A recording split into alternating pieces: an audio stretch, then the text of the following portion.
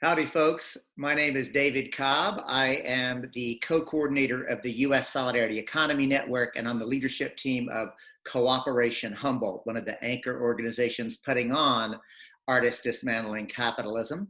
It is my distinct pleasure to be part of this conversation: art,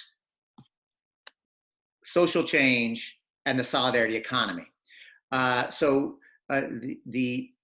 three of us, myself, Leslie Castellano, Shaumbe Jones, are really going to have a pretty open conversation amongst colleagues and comrades about that intersection. We're not going to be doing much presentation.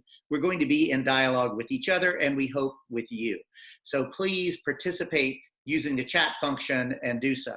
So I'm going to introduce myself, which I've already done. I'll ask Shaumbe and Leslie to answer the question broadly: why are you inspired to come and participate in a conversation on the intersection of art, social change, and the solidarity economy? And I'll answer that for myself, then I'll call on Leslie, and then I'll call on Shaumbe, and then from that, the conversation will meander. And the reason I'm part of this conversation is because I will often describe myself as a straight up revolutionary. Now, I'm a nonviolent revolutionary. I don't believe in using violence as an affirmative political tool, but I'm a revolutionary because I believe this country, this society is fundamentally racist, it's fundamentally sexist, it's fundamentally class oppressive, and if that's not bad enough, and that shit's bad, right? If that's not bad enough, the huge transnational corporations who are actually dictating how our political economy works, they're literally going to destroy the planet that we depend upon for life itself if we don't restructure society. So I'm a revolutionary because it's true, right? I say I am because it's true. I believe we have to restructure our political economy. The second reason I say it is because I'm trying to normalize that conversation. I'm trying to get other people who know in their hearts, who know in their head, who know in every fiber of their being that the direction we're in is fundamentally wrong and we need to make a shift. We can't just tinker at the margins if we want to dismantle white supremacy, settler colonialism, heteropatriarchy, and capitalism. We have to take a full throttled approach that we're restructuring society. So as a revolutionary, I am interested in this topic and this conversation because I know this: there has never, ever been a successful revolution that was not driven by, fueled by, inspired by, and manifested in various artistic mediums. In fact, I'll argue that one way you know you actually have a movement as opposed to just theory is that the ideas of the movements begin to show up in poetry, in song, in theater, in dance, across all the artistic mediums. So I'm interested in the intersection of art, social change, and the solidarity economy because I want to win a new world. So that's why I'm here. So next I'll ask Leslie Castellano to just sort of frame the big picture of that question. And I want to let y'all know as way of introduction that Leslie Castellano is an elected member of the Eureka City Council. She is a practicing artist of great renown, both as a dancer, but across multiple mediums. She is really one of the key people, really, I would say, the heart and soul of the Synapsis Art Collective, and a personal friend. So Leslie Castellano, welcome to the conversation. Hi, everybody, and thank you for having me. So, you know, for me, I think and act a lot in relationship to like embodiment and bodies, and kind of questions around how do bodies carry knowledge, how can bodies work together to transform the world around us, or to create, to actually physically create an alternative presence for being together.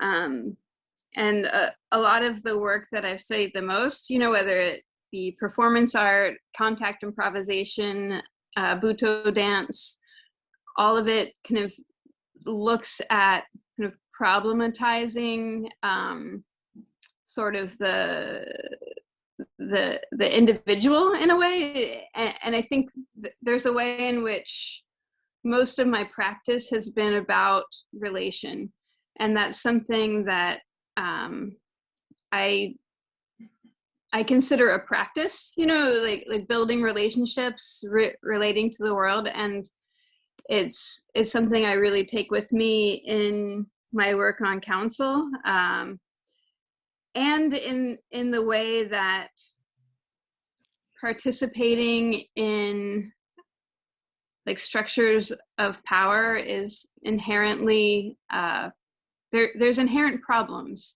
or there's an inherent discomfort, I think, to the way structures of power exist in our world and put bodies over and under, like metaphorically, other bodies. I mean, sometimes physically, right? In terms of slavery. And so I think there's a way that I'm very interested in, like, what is possible by continuing to inhabit like uncomfortable situations, and or by being as present as possible with sensing and feeling and responsiveness as a practice towards cultural and political change. Thank you, Leslie. What a brilliant framing device. I can't wait to get into this. Let's now turn to Shaumbe Jones. Shaumbe is a artist. He is a culture worker. He is a community organizer. I met Shaumbe at, and he is also one of the anchors of Cooperation Jackson. And I just want to say right out loud, y'all, Cooperation Humboldt literally would not exist if Cooperation Jackson did not exist, right? Like we got started as a study group reading Jackson Rising, a book that many of them wrote about their experience and what they were learning. And we were like, well, we want to do that, right? I still remember calling Kali and say, hey man, would it be insulting if we just called ourselves Cooperation Humboldt? And he was like, man, comrade, are you kidding? We'd be honored, right? So like, when I say that, when I'm honored to know Shaumbe and consider Shaumbe a friend, like those are not just words, right? Like Shaumbe and them are really, we're learning from them from their past. So Shaumbe is an artist, visual artist. I've seen some of his work. It's brilliant, it's beautiful, it's evocative. I've also seen his relational organizing in Jackson, Mississippi, right? So I am eager to hear Shaumbe's voice on this big picture question. What inspires you to want to give up your time here on a Saturday evening to talk about the intersection of art, social change, electoral politics, and the solidarity economy? Shaumbe? Yeah, well, I'm here because I'm supposed to be here. You asked last year, and I did it, and it was great, and I couldn't say no to the opportunity to join in y'all again this year. And it's a long story short.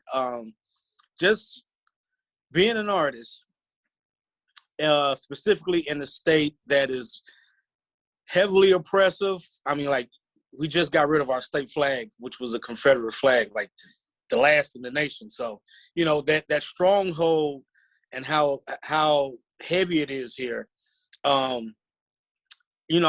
seen things and I've noticed things. I'm not originally from Jackson, but I'm from Champaign, Illinois, but I've been here since '92. So this is home, and I've been able to witness and learn things from the people as I've been here. And this conversation is very important. And being an artist, we're able to provoke conversation based on some of the work that we do. And I'm in a space where I can use that tool and talent to also organize and speak with people that is in the communities to discuss some of the very things that we're going to be talking about tonight. So that's why I'm here, and I'm glad to be here. And appreciate it. Fantastic, and thank you for showing up because you were asked. So Leslie, I'm going to actually come to you because, you know, I knew you before you were on city council. Obviously, you know, we had done work in the community together, and I knew you as an artist. I also knew you as a social change agent. And I'm going to ask you, like, what was the inspiration for you to decide? Like, I would not have guessed you to want to get. I still remember you invited me and Ruthie, and we had pancakes with you and Derek to talk about the idea of you running for city council. I was surprised then. Happily surprised. I'm curious, what was the thought process that made you, as an artist, and like a social change agent to be sure, but who had not really typically been involved in elections? What was the spark there? Sure. Well, I mean, for me, I interpret performance making as world making, and so, you know, I think about, like, when I create a new performance, right? I really think about, how can I create a world in which the problems and questions and challenges of, like, society are present, and also simultaneously I'm offering up a space for consideration of something else or something other. And, you know, and at the same time, I've, you know, been responsible for, been the janitor caretaker for, you know, a venue and community art space for, gosh, now 16 years. And, you know, and for that, you know, I felt like, in a small way, you know, I was caretaking, like, a kind of temporary society, or not so, you know, but like a very small society. And at the same time, you know, quite involved with, you know, community organizing and different community groups in and around Eureka and Humboldt County. You know, I mean, like, collaboration has been something I've always loved and valued as a community practice. So, but I felt like I had, in some ways, plateaued in terms of, you know, I was often engaging with people who more or less, like, agreed with me, you know, or it was like, yeah, we get the problem, you know, and I felt like I had a responsibility to engage across difference, you know, and to engage with people who didn't agree with me. Also, you know, I mean, as you know, David, at that time, we were having a lot of conversations around the relationships between art and culture and politics, you know, and I felt like somebody has to jump in, right? And, you know, and for sure, I looked around and I talked to, you know, quite a few people before running, right? I mean, like, lots of people in the community of, like, does someone else want to do this? You know, would you support me if I, you know, like, it was important that it was one, that I wasn't taking someone else's spot who should be there, you know, or who you know, maybe could offer something in this position too, that was keen to do it. You know, for sure, I don't think that, like, I'm the only one who could be doing this role, you know. But so anyway, you know, based on those conversations in the community, also, that is what, you know, what brought it from, like, a ponderance to, like, okay, I'm gonna do this, we're gonna do this, you know, and there's a community around me that is part of the process. Thank you, Leslie. And, you know, Shaumbe, I think that Leslie has really sort of set up this conversation to really do a bit of a dive into Cooperation Jackson and its engagement in electoral politics when she talked about the community process. Because what I know from afar, and what I have tried to study, is the real interesting People's Movement Assembly process that was taking place in Jackson. Of course, like, nothing comes from nothing, right? Like, there's a great rich history of liberation work in Jackson, Mississippi, and in that state. But specifically, the People's Movement Assembly process, that out of which actually emerged the first Lumumba administration to engage in electoral politics. Could you talk to us a little bit about that history of how it is that Cooperation Jackson, as a group of straight up revolutionaries, are engaging the state, just elections in general, and what that history is and why y'all do that. Yeah, well, initially, like I said, I wasn't born in Jackson, but I've been here for a while, and I remember when Lumumba won the first time. I was heavily engulfed in a factory work that I was done here, so I didn't really I knew of him. I've been knew of him and his work, but I wasn't in depth in the whole idea of him becoming mayor.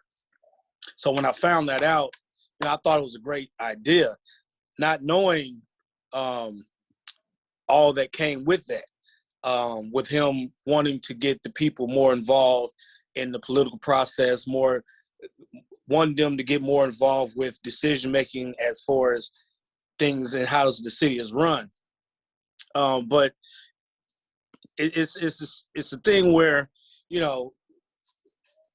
he won.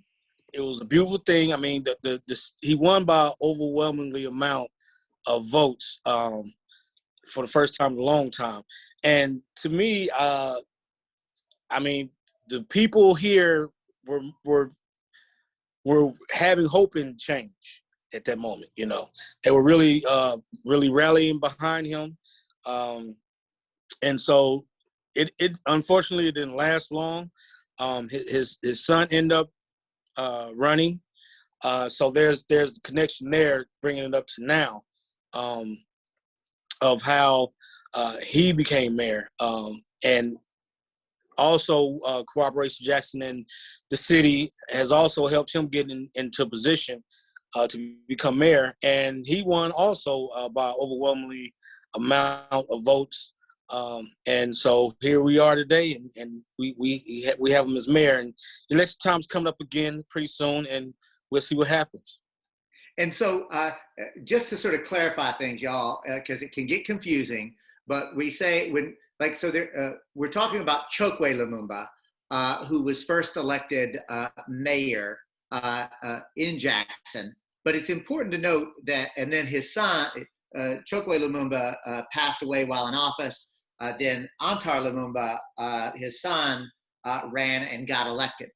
So I do want to contextualize, some folks know I'm a lawyer by training. I practice law. I tried to do movement law work, but Chokwe Lumumba is sort of a towering figure in liberation politics, and especially Black nationalist politics.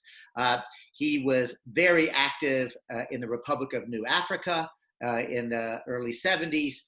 He defended Black Panthers. He was a big deal, y'all, and he returned he moved to Jackson in the early 80s and began a legal career, but then community organizing.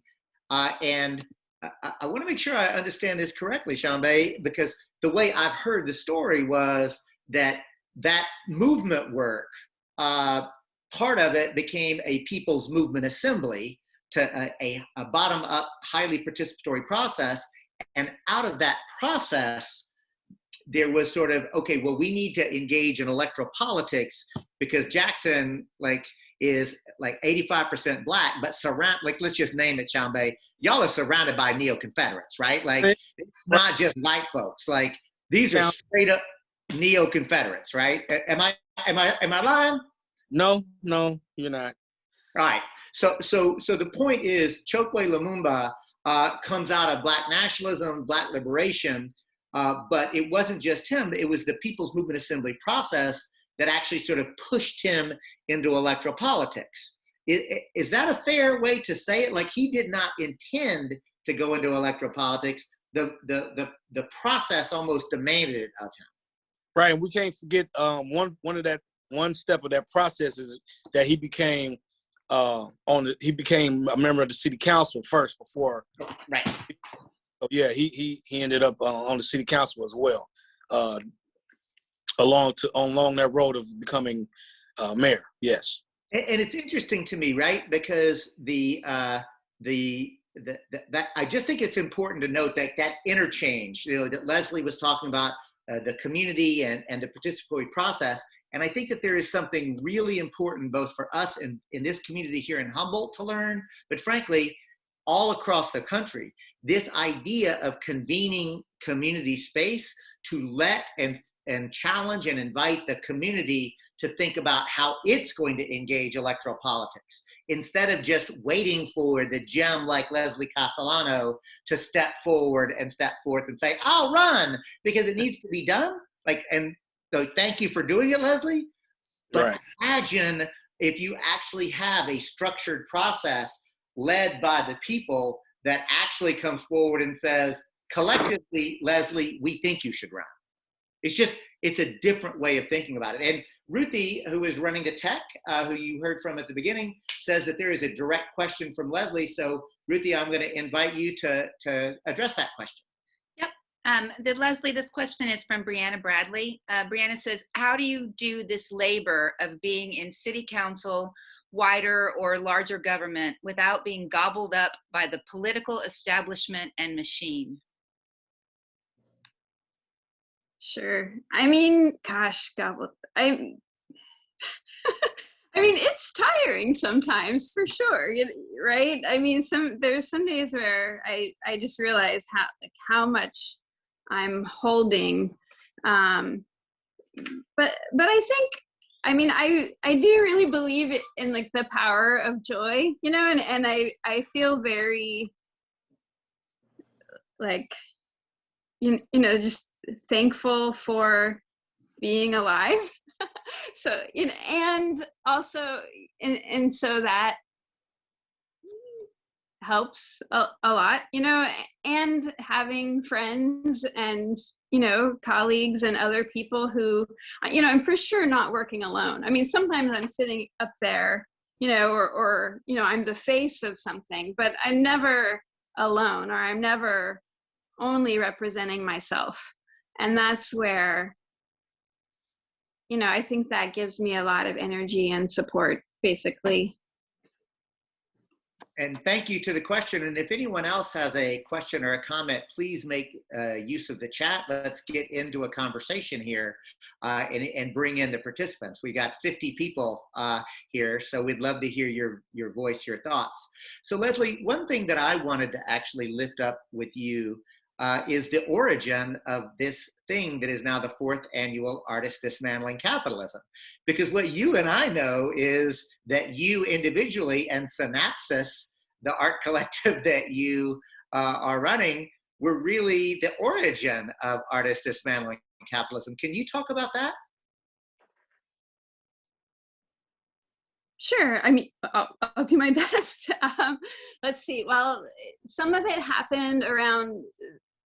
So the original location for Synapsis, for those who live in Eureka or those who don't,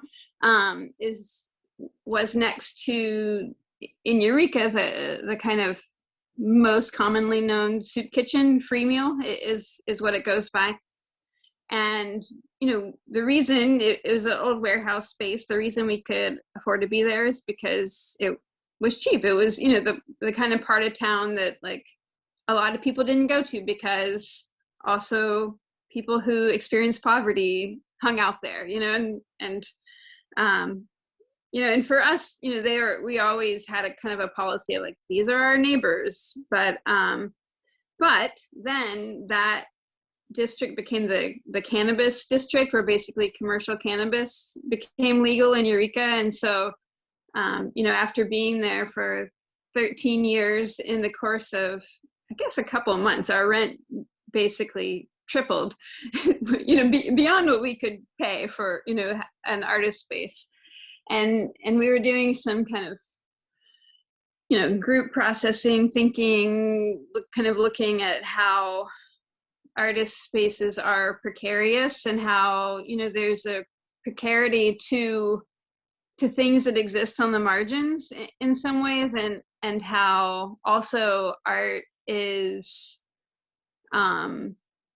so valuable, like in and of itself, besides creating value. And it felt like there was a real need to kind of look at how art can be a means of like looking at the challenges and problems that capitalism kind of confronts us with. Yeah.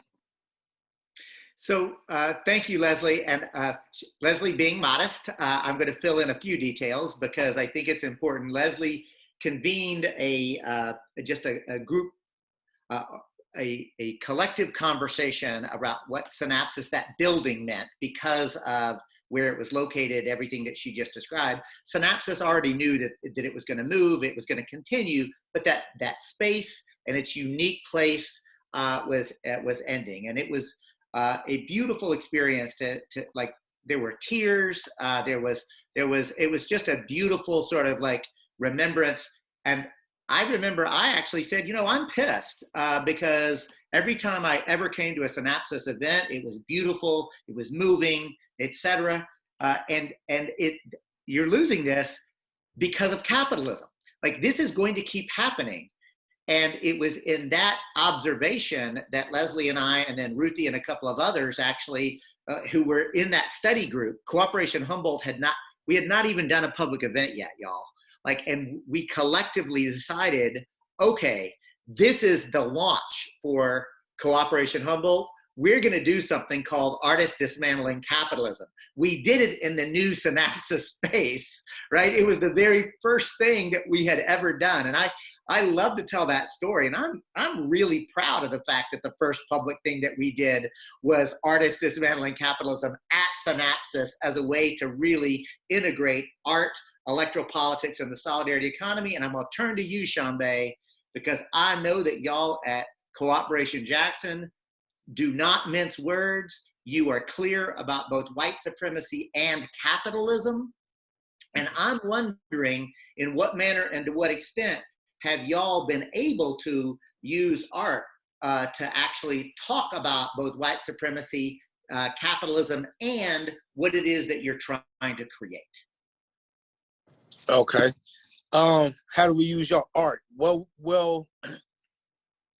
one of the things we've done, and we've done it for the last 3 years, when we bought the space that you was talking about earlier, for those who don't know, we have a plaza on Capitol Street, here in West Jackson. And one of the first things we did was we organized some local artists to do these murals. And these murals we did them on 2 sites. One was on the plaza building on one side, and the other was on the side of the Community Production Center. When I say CPC Center, that's what I'm talking about, the Community Production Center. And so we organized those, the artists to create this artwork based on Afrofuturism, indigenous people, and Black futurism. And so we held our, we just did an artist call and had people submit some artwork to see what they were thinking. And we just had a meeting. We talked about it and engaged in discussion. And then people were able to go back to the drawing board, create their sketches, and create these beautiful pieces of artwork. Now, when we chose the artists, we all had a conversation on, the logistics and all this and that. But once we started painting, and to be honest with you, this is the first time that a lot of artists that participated did murals, especially on that size. I mean, that was my first. They're big. I've seen them. They're big. Yeah, I was a little nervous on the ladder. We had ladders, but we created these pieces, and we was able to discuss the theme of it. And with doing that, while we're working on the murals, a lot of the community came by, was giving their input and basically wanting to help. Some people brought us water because it was August and it's hot here in August, and they bring us water. And just to speak more on the impact, what stood out to me, one of the most things that stood out to me about during doing that is the conversation we had. But one guy, we was getting ready to wrap up, and one guy came by. He said his mom had just passed away, and that it uplifted his spirits to see us out there doing what we were doing. And so he began to ask questions about, some of the stuff we did. And so we wrapped up that night, it was like, buddy, mom's died, and, I'm glad we was able to lift his spirits. So he came back the next morning, and he said he just had to stop by again to see it in the daylight because it had got dark when he came the first time. And he just really thanked us for doing that. And mind you, like, this part of town didn't have any murals at all. Like, Jackson really don't have a lot. It's if you compare it to other cities, they don't have a lot of murals. So it's getting there now, but that was sort of like a launch specifically in that area. And it really made the people feel good about what we were doing. And they just had a lot of questions about what we were planning on doing with the building. And with that, we was also able to let them know that we was going to have people's assemblies and they should look out for that, come and participate in what they want to see us and what we can together do with that building. And those are the type of things that, that we really like. And, there has been people that come by and shoot videos in front of the murals. We've done, okay, so that was the first year. And then the next year we did another round. We chose some more artists, some of the artists that did it before. And we will pay the artists as well. Like, paying artists here is very important because it sort of get overlooked in this city. So we made sure that we paid the artists for their work. And by the next year, some of the same artists wanted to do it again. We was like, no, we gotta spread the love a little bit around here. There's plenty of artists, so we're gonna spread the love. So we chose a whole new crew and did the same thing over again. I wanted to do another spot too, but we got to spread it out a little bit. And so, those are the type of things that we have been engaged in. And one thing I want to lift up out of that, right, is number one, that Cooperation Jackson as a community group were the ones who created the Black Arts Festival. And it wasn't the city of Jackson that actually created that. That was actually a community-driven, Cooperation Jackson-driven project. Number two, y'all raised the money to pay the artists, right? It wasn't actually the city. And right. I'm wondering in what manner and to what extent, Shaumbe, y'all were able to participate with the city and get some municipal help for some of those programs. Well, we've asked, and they have different programs that they give to, and I know also like the Mississippi Arts Commission is a thing here that where people, artists can apply and get, and it depends on timing as well, so depending on when you have your function, if you know about it, for certain grants, you can fill it out and get the money. But we didn't get any of that money from the city. It was all raised, and we was able to bless the artists with those funds.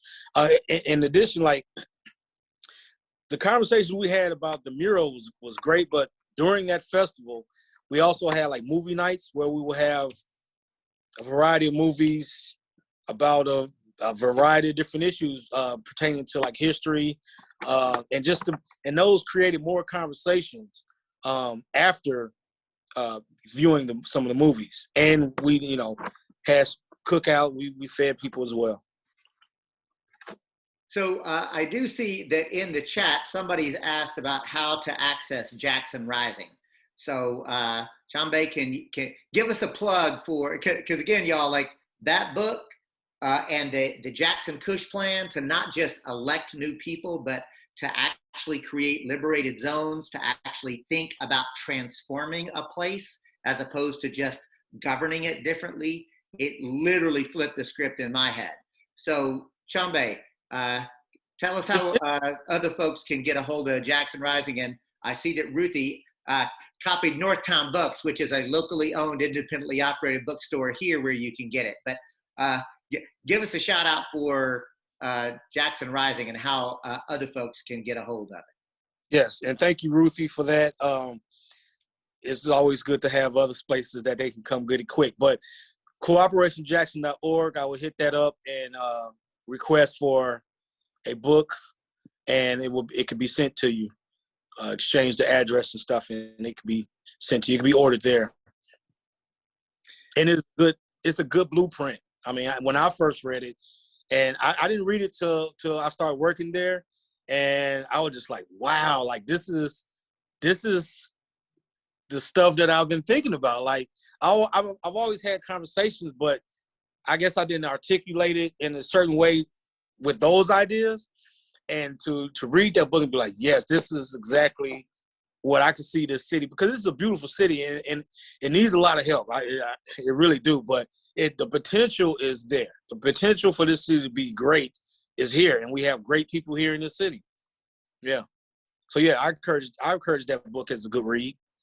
All right. And Leslie, I'm going to turn to you because, you know, we talked a lot about art. We've talked about the possibility of electoral politics, right?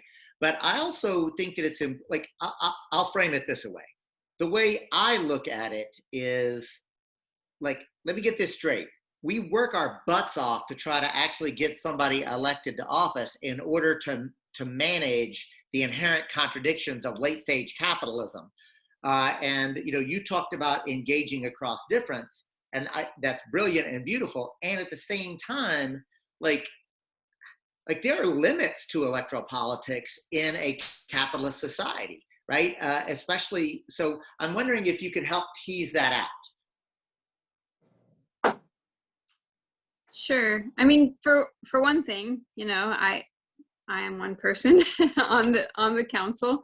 You know, there's 5 of us who vote on every issue, and so you know, I get one vote, and you know, we have like the city of Eureka has a very large staff that also, you know, is doing the work every day, right? And for me, there's, you know, I can do my best with my voting power, and with, you know, I think who I can bring to the table or what I can bring to the table. For instance, you know, collaborating with folks who are doing ranked choice voting. You know, like now the city of Eureka is going to have ranked choice voting as our voting mechanism. You know, and that was something through my role on council, I could bring people into the conversation. But if there weren't those other people out there doing that work and having those conversations, you know, if there wasn't North Coast People's Alliance and Caroline Griffith and Cooperation Humboldt, you know, I mean, like, you know, in other instances, I like worked with the city to create a like neighborhood investment mini grant program, right? Where so people can, in the neighborhood can like get, you know, in a pretty easy way, like a small grant to do some project that benefits their neighborhood, their street, their, you know, like a group of houses around them. But I mean, that was completely inspired by the work that Cooperation Humboldt was doing, right? You know, it's like, oh, look at all these little free pantries. Wouldn't it be cool if someone could write a grant to the city to put in a little free pantry, you know, in their yard? And so that's the thing where, like, it's super critical for me to be constantly like working outside of, you know, to be kind of breaking the frame, right? Like how can I like take these walls and like open it up and like get someone else into City Hall doing something, or pull some idea out of City Hall, you know, into a community group. And you know, and so, you know, I go to a lot of meetings, which is, you know, kind of, you know, I spend probably more time than I should, you know, on Zoom and in front of the screen. But I mean, I really appreciate like what Shaumbe is bringing forward of just like, I wrote it down, you know, just like getting people involved in the decision-making process, you know, and that people had hope for change. And like being in government is, I think, inherently compromising. You know, there's things that like, it's not an you know, I cannot like bring in like I'm not the like dictator of council, you know, so I can't just be like we're gonna change all these things all at once, right? It's like, okay, like I can make this little tiny space for change, you know, and hopefully that creates a space for that hope to kind of live and persist in government. But I think change happens much faster in culture and in the people surrounding government. And that's where I think like it's uber critical to keep like involving more people in that decision-making process and like feeding the hope, and also like lifting up other people who are doing good work. Fantastic. And, Leslie, you just mentioned the mini grant program, and thanks for the recognition of the Little Free Pantry program at Cooperation Humboldt. But I know that Oscar, who is on the staff collective of Cooperation Humboldt and is also, Oscar would like to share something. Oscar, let me bring you into the conversation. Hi, everyone. Good to see everybody. I have the honor of working with Cooperation Humboldt on a more direct, intimate level.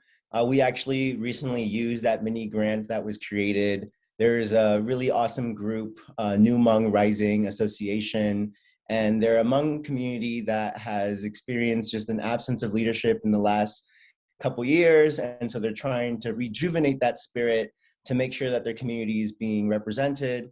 And so they have a lot of energy, they have some young folks, they have some elders, and it's a really awesome thing to see develop. And for them to be able to access that mini grant and really use it immediately was just a great resource. And so Leslie, like your work definitely like has put it together. And if Cooperation Humboldt inspired you, then that work also inspired us back. So what went around did come around. So thank you so much for that. Just wanted to share that, we were definitely able to make great use of it. We are clearly a mutual admiration society. So, Shaumbe, I want to bring to you like that same sort of question. Like, so what can be done with electoral politics, but what are some of the limits of it? Because one of the things that I've seen, and again, like, so, Chokwe Lumumba gets elected mayor, he passes, Antar gets elected. But you know what I have also noticed is that the number of Black men who are getting killed by the Jackson police is staying about the same at an outrageously high level. And like, so what happened there? Like, why wasn't that able to actually, like, because I know from the People's Movement Assembly process that I got to bump up against, that's one of the things, like, stop killing us was one of the big issues. So what's the disconnect there? Yeah, I mean, there are things that he can do and things that he can't do. Like we are in Mississippi, for one, and the control or the restraints that he's able to do sometimes play a part in that. But I don't think, like here, I don't think that the focus is being driven directly to the root of the problem. A lot of problems are, I would say, Band-Aids are being put over them instead of them getting stitches. And so it resurfaces. Now this year, we've already had more killings than any time before at this rate. And there's talk that there's more police need to be put on the police force. And I just seen on the news the other day that they had a new recruitment class. But I don't think that the amount of police is the issue. I think more so the poverty, access to, the infrastructure is failing.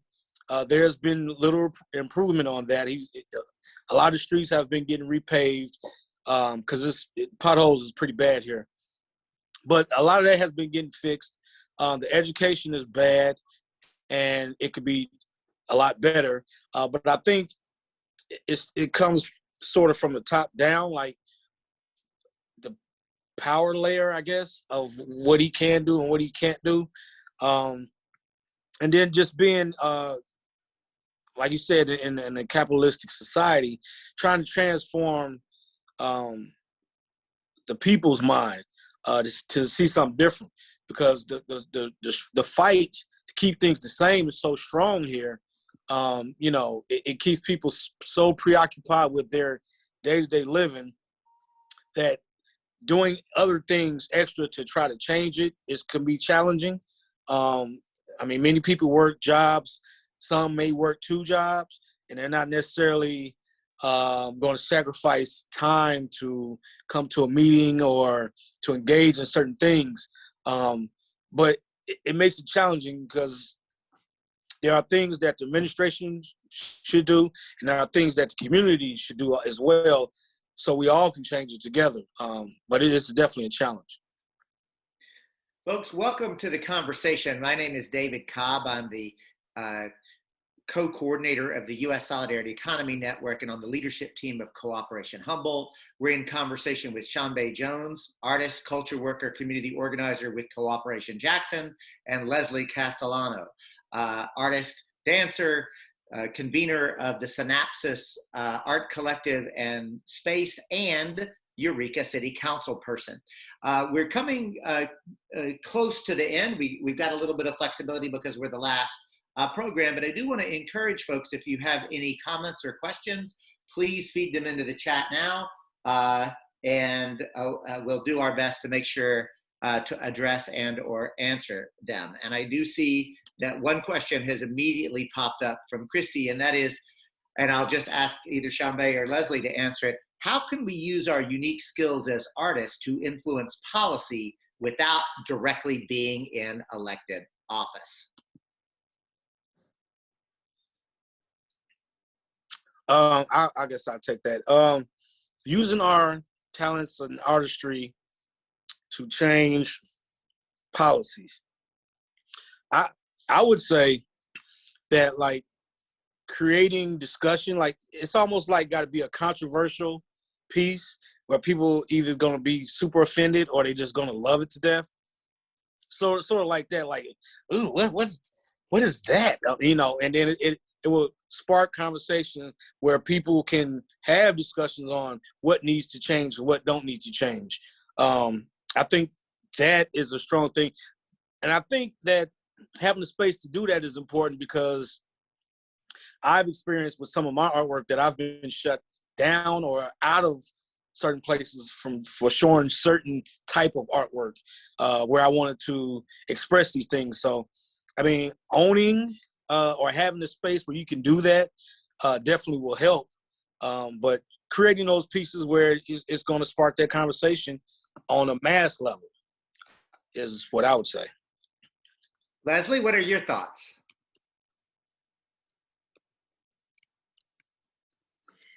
You know, policy is something I wrestle with a lot. I mean, I actually really enjoy thinking about policy because it's right. It's like where you really, it's almost like taking the ideas and putting them through a sieve, and then that's what's going to stand, you know, like that's what's going to carry over, hopefully after, you know, I mean, well, if it's good policy, hopefully after I'm elected, you know.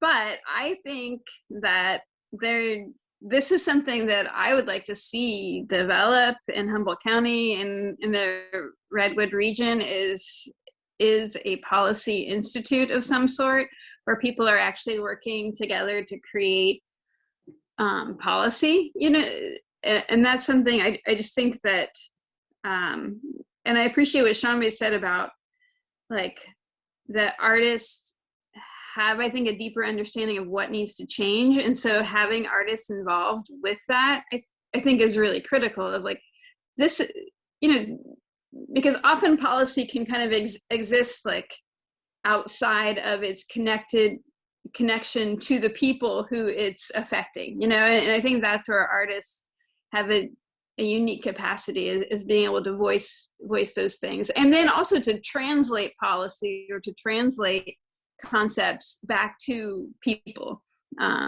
it is one possibility. Again, you know, I think it's a great question, and I think it deserves, you know, for me, that's something that I'm like, oh, let's think more about that as a community. Thank you, both Leslie and Shaumbe, for the great responses, and thank you for the question. Because to me, one of the things that I've really come to understand is, you know, that one thing that artists do is to, you know, and Leslie talked about it at the beginning, right? World builders. Like, artists can help us imagine and envision things that are beyond what seem to be practical or doable, right? Like and that's why I'm so excited. Like, so Ruthie, my partner, is an artist herself, and she's constantly helping me to sort of like think bigger and differently, right? Like I'm typically very linear in my thinking, and like, well, if you can accomplish it, you need A, B, C, D, right? It's like, that's how I sort of think about it. And Ruthie has this almost preternatural ability to just sort of say, well, if we want it, like, then this is what we want, and then we'll just put it out there, right? And for some of us, myself, that is not natural for us. That's not how we normally do, right? And it has helped me. So to me, one thing that I think in answer to the question that Christy has asked is, like, honestly, and I'm not trying to be like flip, like, so make art, like really, like, make art that is provocative, and not just the way Shaumbe, like, yes, the way Shaumbe was talking about it, like, but I mean, like, make art, because you never know how you, like, the artist is helping us to see and think and imagine things differently, right?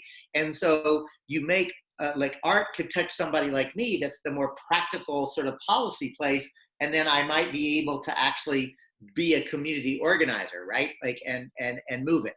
So to me, like, it's not a flip answer. Like, so how do you use your unique skills and artists to influence policy without being directly elected? Make art, for real.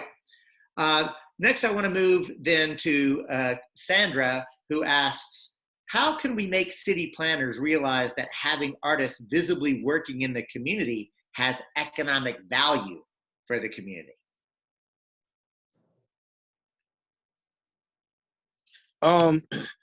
Well, that's a beautiful thing. I'm glad that question was asked, because Jackson has put forth an initiative through this grant called Live, Impact, and Create. And they were able to sort of supplement artists, local artists here, with checks to not only create a project, but to also sustain themselves in their lives. And I thought that was a beautiful thing, and I do appreciate the mayor for that, being open to that, as I am one of the recipients of that grant. So that's a beautiful thing. And so, yeah, this grant is really, it's not only for the artists, but it's for the people as well, because projects that we have to do, we have to engage the community and get ideas and try to pull some things together, which is going to just bring up some more discussion, right, about some of the changes that we want to see and create and make that art that David was just talking about. So in Jackson, like, there's a start, because I mean, and the reason why I appreciate it so much is because there's not a lot of appreciation, and I guess that's why that question was raised, for art. And in this city, it's no different. There's not, and I'm going to say specifically for local artists, which is the reason why Cooperation Jackson did an artist call for local artists. And you know, it's a beautiful thing to have and let others know that you can make a living doing art. It should be accessible and affordable for people. Your prices are your prices, but I'm saying, like, everybody should be able to get some art from somewhere, and artists should be able to live. That whole starving artist idea is trash. Like, that shouldn't even be a thing, you know? So yes, it's a profession just like anything else, and we are needed, and that shows in a number of ways. I remember when I was at Jackson State University, we took down all the artwork down off as many of the walls on the campus as possible, and we just wanted to try that for a week to see how important that was, and it was a good tool that we used to let folks know that it's very important. Leslie, you have some thoughts on this? I bet you do. I mean, no, I mean, I think that planners, I think people within the city government, value artists in terms of we want them there. And, there's things like the Street Art Festival, which the city actually did a lot of work to sponsor last year, including the mural by Indigenous artists. It's, I mean, and this is where what Shaumbe said about, like this myth of the starving artist as being like somehow a noble effort. It needs to be taken off the table. And food needs to be put on the table, right? And I mean, still, and this is something, locally we're doing some advocating around it, like there's so little funding for performers, for artists, that we all end up, competing against one another, competing for these small pools of funds, and that's where like more advocacy needs to take place in terms of like really reaching out to the, to your state representatives, but also like being willing to support artists in our communities, like if like often, artists are still asked to work for free, and I get it. If it's a benefit, I'll work for free all the time, but if people are paying like the DJs, they should be paying the artists, right? The performing artist, or the live artist, or whatever it is. So I think it's something like we all need to shift our perspectives around it. Artists who are they're culture workers, but they're workers, and that is labor. And labor needs to be valued, whether it's as a visual artist or a graphic artist or a dancer or a poet or a painter. It is still labor. So thank you for that point. And the fact that you've signed up one of 650 plus people to participate in this conference over the entire course of this weekend, I am going to let you know we're working with colleagues who are actually doing a report on the role or the economic impact of art in communities, and you'll get that in your hand. I don't want to speak out of school, but I can tell you that is underway and will be coming soon. I also see that Miranda has raised her hand, or their hand. So Ruthie, would you unmute Miranda, and let's bring Miranda into the conversation to ask the question directly.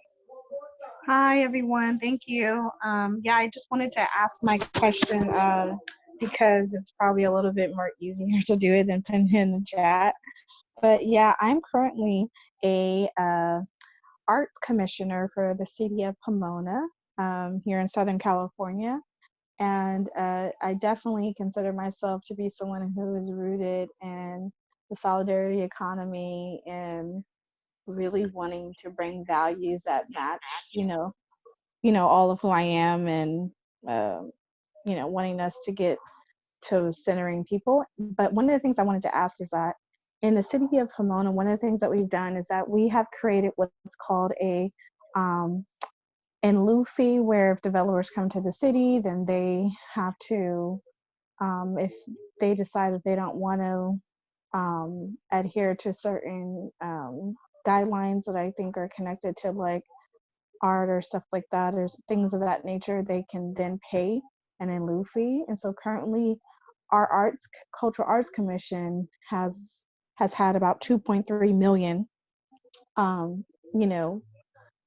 put aside to be able to do the public displays of art, and that artists can request and all of that. So in one way, this is really good because you're able to create some type of really great processes to help artists have access, but also the more development that comes to the city, the more that funds go into this. So I feel like it's kind of like a, catch-22 in some way. So I think, how is it that for those who are speakers on this call, how do we balance the fact that, yes, we do want to make sure that artists are getting paid straight up, right? Especially Black, Brown, and Indigenous folks out here. But how do we do this in a way where it's not causing more challenges, maybe when it comes to housing and, accelerating development in our city and stuff like that. So I just wanted to see what your thoughts were about this balance that you kind of have to play around with. And then how to utilize, if you have such a fund, where you can kind of do some things with this. Thank you. Thank you, Miranda. A challenging and provocative question. Shaumbe, Leslie. Yeah, I mean, I would say like bringing the local artists to the table in some of the discussions of the plannings, and that's to me part of participatory managing of things. I always wonder, like when contracts are given to build a structure or a place, more than likely there's going to be some artwork in there. And just the thought of having some type of clause or something in there saying that, okay, this art possibly could come from, there needs to be some art from local artists within this structure, rather be the hospitals or banks and things like that. I think would be helpful. I mean, some of that money could be used to have contests where artists can compete for opportunities to be in certain spaces, and it could be rotated where the same artists don't get the favor all the time. Because I don't know about other spaces, but in Jackson, that tends to happen where some artists wanted somebody that's at the table know an artist, and they say, okay, I'm just gonna get this person, opposed to maybe opening it up to the local artist that's there and letting everybody have a chance, Leslie?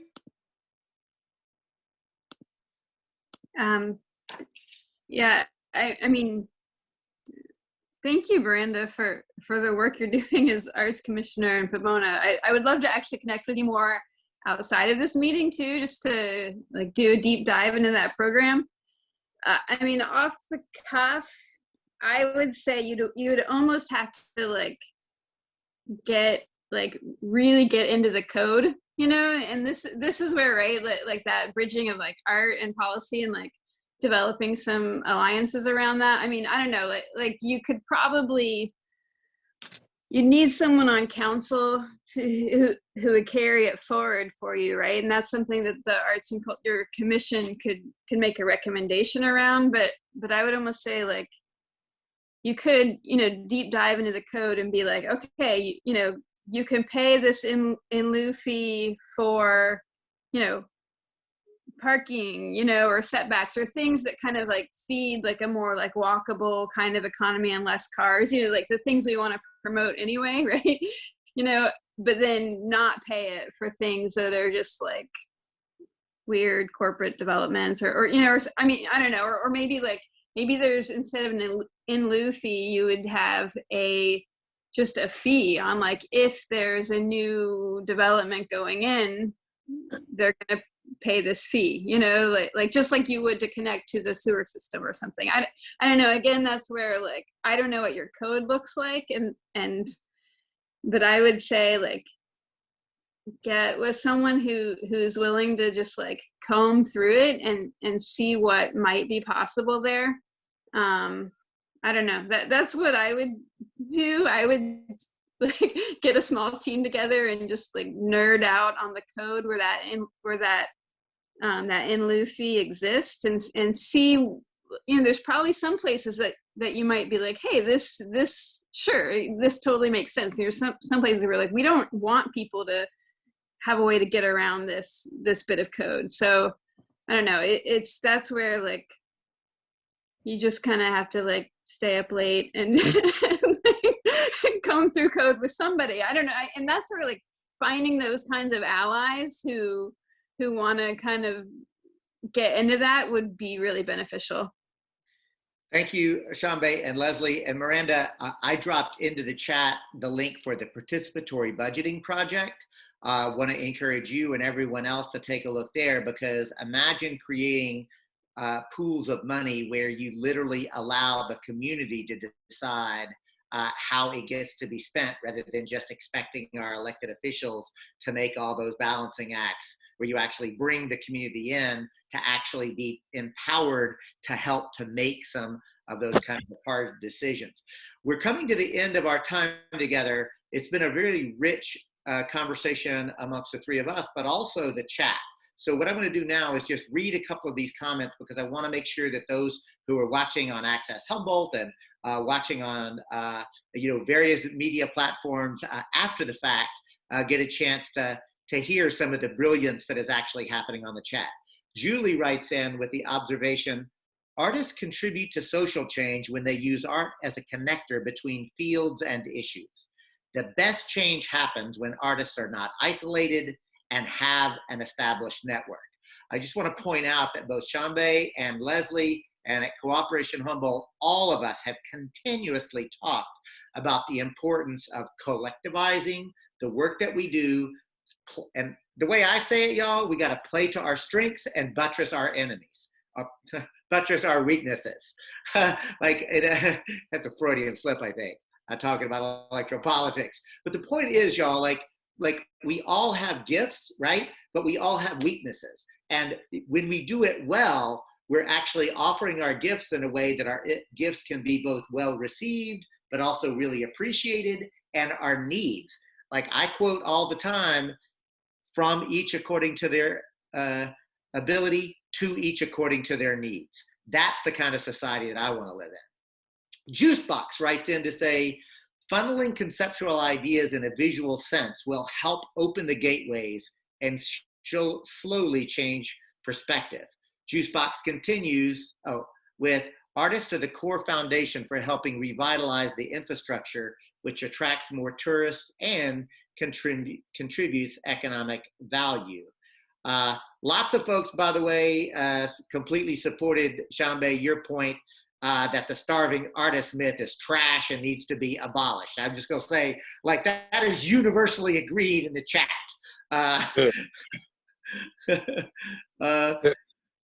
Go ahead, man, hit it. No, I was just laughing. It was funny because. And here's a question I do want to bring up, and this is from Julia, who says, do you have any advice on creating art as an act of protest? I love the idea of removing the art to see what would happen that Shaumbe talked about. Leslie, I'm going to put this directly to you, because I know that you actually were engaged in protest art before you were an elected official. Sure, and I've continued to engage here and there since being elected, but I think a lot about in performance making too, but image making or like trying to create an image that creates like residue or like burns a little imprint into the imagination, right? Because people see something, they experience something, and then they carry it with them. So if you create an image, that can be reproduced, or, even if it's an action, thinking about like what colors you're using or how it's going to, kind of like play out in space. And then there's also like tons and tons of great thinkers and people and resources. So that's something, I'm sure Shaumbe has a lot of them too, but you can go down a rabbit hole of everything, from, like giant puppets to still walking, like when you're outdoors, think bigger, right? And think like spectacle or like what's going to be seen or how you want it seen, those kinds of things. But yeah, anybody here, feel free to reach out to me about anything. But yeah, any of that, I'm happy to follow up outside of this as well. A couple of more nuggets that really gems that I want to capture from the chat. Guest writes in response to Miranda, there should be an AmeriCorps contract focused on bringing artists into communities for year-long residencies. Or the city should apply for AmeriCorps status as a means of paying artists to participate in civic engagement. So guest, whoever you are, I'm writing that one down. because I love that idea. Yvette writes in to say that Jacksonville, Florida has something similar to Pomona. However, the folk that benefit from those funds are the museums and established art institutions versus individual or grassroots cultural workers. Shaumbe, that sounds like directly on point to some of the comments that you had made earlier. I'm wondering if you want to tease out a response to Yvette. Yeah, when you read that, that sounds like Jackson. Like a lot of that happens. I think that, you know, I don't know. It can be a variety of things. I'm sort of losing my. I was thinking about Jackson when you said I'm sort of losing my the framing of the question that was being asked. Well, it was about AmeriCorps and the idea of using AmeriCorps funding to actually pay artists in residence. No, Oh yeah, yeah. I think art versus grassroots artists. Huh? The establishment artists versus grassroots artists. Okay, thank you. Thank you so much for that. Yeah, so that when she said that the money goes towards like the established galleries and those types of institutions, and that happens here in Jackson. And the grassroots artists are usually left out of those type of things. And for some reason, like here, it takes you to get notoriety outside the state in some so-called prominent place, and then you can get, oh, well, this is Jackson's own, this, that, and the other, you know, that type of deal happens. But yeah, I think that's a great idea because it's definitely needed, and it definitely will change visually, which will also change people's minds depending on what artists put out there. Again, thank you both and thanks for the catch, Leslie. We're all better together. Yeah. And so I definitely appreciate the help. A couple of other gems I want to pick up. The New Economy Coalition, I'm not sure which of our colleagues and comrades from the New Economy Coalition it is, but they are a fantastic organization. Writes in to say, if folks want a toolkit about solidarity economy policy, it's available at www.peopleseconomy.org. And also, we need some actual culture and solidarity economy policy one sheets. That sounds like a direct invitation to you, Leslie, to nerd out, and let's put some of the solidarity economy framework and imagine like some one sheets on how to actually move this. Tom Nielsen actually wrote in response to Julia, and Tom, who I know, howdy Tom, glad you're part of the conversation, writes in to say, I've been doing social commentary for over 50 years. My advice is to just create it, not self-censor. I'm restricted from most of the mainstream venues as being too controversial, too disrespectful, too unpatriotic, too edgy, and my favorite, quote, taking social justice too far. Like, what? Anyway, but there is support for social commentary nationally and internationally, and the venues are there for me to continue to tour. And I can tell you that is true. Folk artist par excellence. So let me just capture a couple of more. NEC also lifts up the U.S. Department of Art and Culture is working on the one sheet, but it's not explicit to solidarity economy, but that's how we can actually all lean in. And I want to say this really clearly, y'all. Like, so I, as a policy person and in the solidarity economy, I need to both push artists to get more clear about what is capitalism, what is the solidarity economy framework, and why artists have a role to play in that.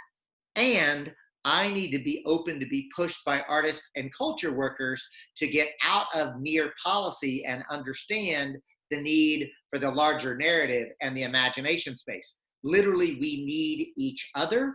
And I really appreciate the New Economy Coalition for writing that in. So Sandra writes in, again, I'm going to do this quickly and then get some closing words from Leslie and Shaumbe. Sandra writes in to say, I think an ordinance where retail buildings that are vacant for more than 3 months would be given to artists for open studio space. that idea got a lot of love. The event writes in to say it will require strategic work around from the artists to lean against the established city councils and institutions who are unwilling to divert resources to individual artists and culture workers. There's also a question, how do we defend against red baiting and oppression as we do our work? I'm gonna stop there and actually ask if there is a quick reaction or reflection on that one, because that seems super important to me, because we know, in fact, the NEC points out this is exactly what happened in the 1940s and 50s to our radical artists. So how do we protect our artists and our culture workers and other radicals when the inevitable pushback begins?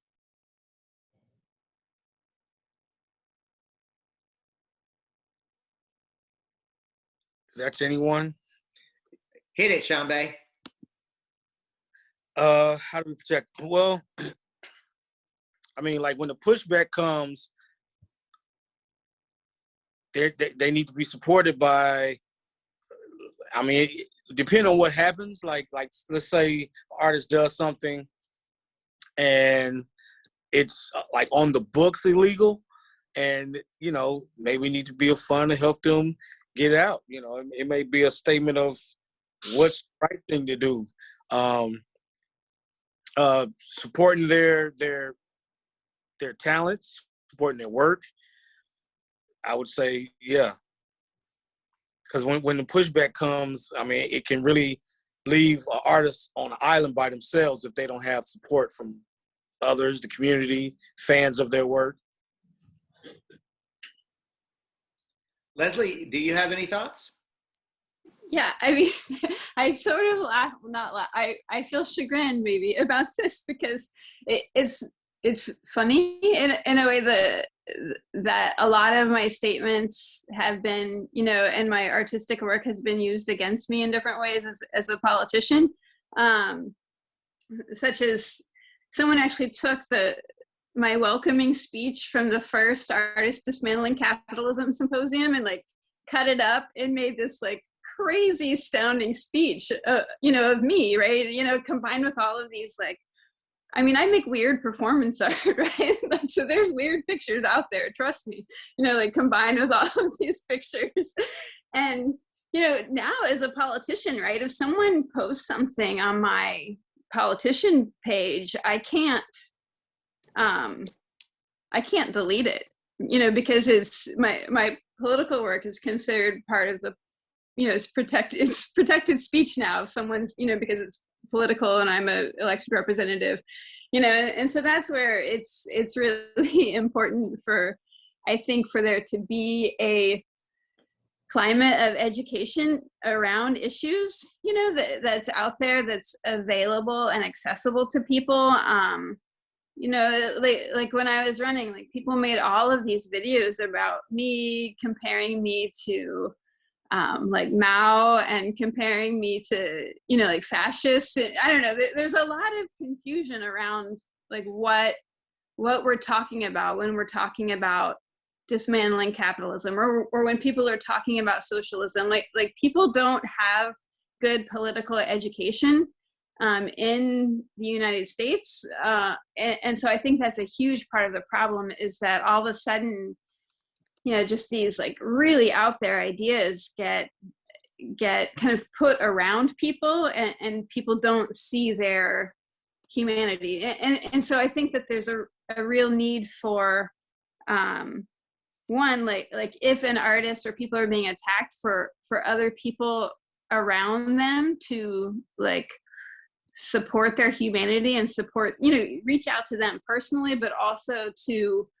like defend them, you know, or to reframe, you know, and that's what artists are good for, right? Like reframing the issue, reframing like what's being said. You know, I always appreciate when, you know, like I have someone who still like goes to my, you know, my council page and says, you know, like calls me names, whatever, you know, and I'm not gonna, it's not worth it for me to engage with that, but I do appreciate when other people, you know, post things that are true, or, you know, informative or educational or not full of like kind of false ideas. So I guess I feel personally about that one. So thank you, Leslie and Shaumbe, for that. And thank you for the question, NEC. And I'm going to say this, like the only answer to that is solidarity, right? Like we have to protect each other, because this historic moment and the level of polarization that we're experiencing, we are going to get attacked. Artists are going to get attacked. Culture workers are going to get attacked. Radical thinkers are going to get attacked. We are going to get attacked. And the only way to defend ourselves is to defend each other. And that means in all the ways. So I'm going to now, we're running out of time, but I am going to call on Tom and give Tom an opportunity very quickly to make a comment or ask a question. You know, we're not in this business to make friends in a way, you know, because exactly for what you said and what Leslie said. But it is our job to educate. It is our job to be models. It is our job by our presence and our presentation to give people permission to think outside the box that they're in. And that's what our job is. And all the restaurant solidarity and the best education we have, but like Leslie said, you don't have to respond to every attack. And if we're getting attacks, that means we're doing our job. Well said, Tom. And I'm going to tell you this, like, so Cooperation Humboldt has actually been subjected to Zoom bombers. We've been subjected by other folks. And I personally take that as a badge of honor. Like the fact that we are actually provoking people, that's actually a good thing. And it gives permission for people to come to make that conscious choice, because people are scared in this country. People are really frightened. They're like Martin Luther King used to say, like, you have to break the shackles of conformity, because people are stuck in that. They do what everybody else is doing. And that's our job. Our job is to be models, give people permission. And when people attack me, I could write a book over the last 50 years about all the confrontations I've had. And that's what we do. Fantastic. Look, y'all, this has been a fantastic conversation. We were lucky that we were the last session of the day because we got a chance to go over and really dive in.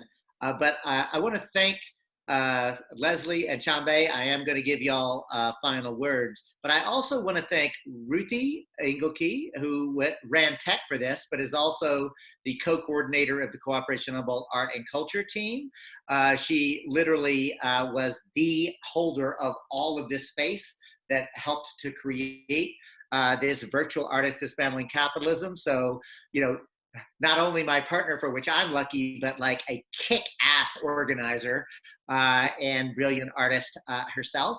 Also want to thank Farzad Favrour, who is an intern with Cooperation Humboldt, who helped behind the scenes to help keep all of this going together. And I want to thank Oscar and Julie, who are part of the Cooperation Core team. They were backstage hanging out with us and made this happen. So really I want to lift up those folks before we hear the final thoughts. Let's go to Shaumbe first and then Leslie. Yeah, I'm grateful to be a part of this. Last year, I was able to physically come, and that was awesome. And hopefully, if I'm invited again, I can physically come next year or whenever I'm invited. And I would just like to uplift Jackson and Cooperation Jackson, the city of Jackson, the local artists here that, you know, keeps me grounded in my circle, uplifting my two children, Zion and Kazembe, and we got to keep this going. I encourage all the artists to just don't stop. We are the voices. Thank you, Shaumbe. Leslie?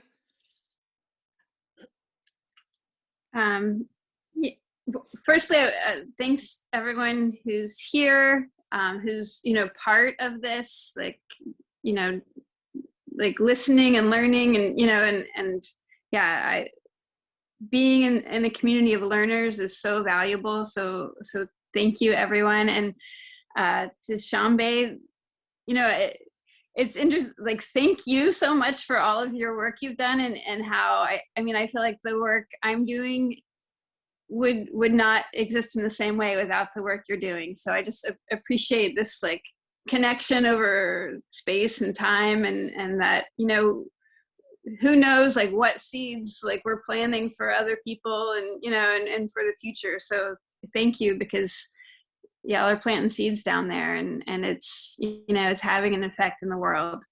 And yeah, and that's, you know, right, like that's what we're doing. And that's like, just to like bring, like tying in like nature and culture together, you know, like there's something about art, right, and poetry, that there's a wildness to it, you know, like when you like put out like seeds, like you don't necessarily have control over like how they sprout or like what they do exactly. And I think like that's where like art, and that's where that like rewilding movement kind of like intersect and converse around, like, you know, there's like we're hope, you know, like laying compost, you know, for the future, and it will be, you know, people like Shaumbe's children that we're thinking about and making these worlds for, you know, and I'm hopeful and scared, you know, and full of like love and care for what